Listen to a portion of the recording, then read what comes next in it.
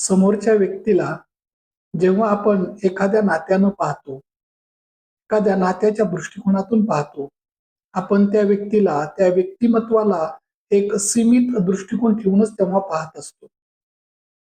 त्याऐवजी माझ्यातील आणि त्या व्यक्तीमधील जे नातं आहे, त्या नात्याच्या पलीकडे देखील ती व्यक्ती असते. तिचं कर्तृत्व त्या पलीकडेही असतंच.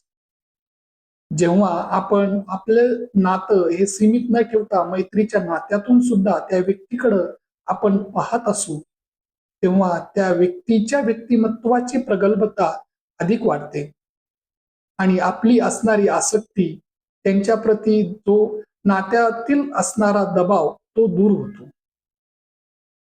त्यामुळं प्रत्येक व्यक्तीला आपण पूर्ण जर स्वतंत्रपणे आणि पूर्णतः जर समजून घ्यायचं असेल, तर नात्याच्या पलीकडे जाऊन मैत्रीच्या दृष्टिकोनातून देखील पाहणं गरजेचं आहे.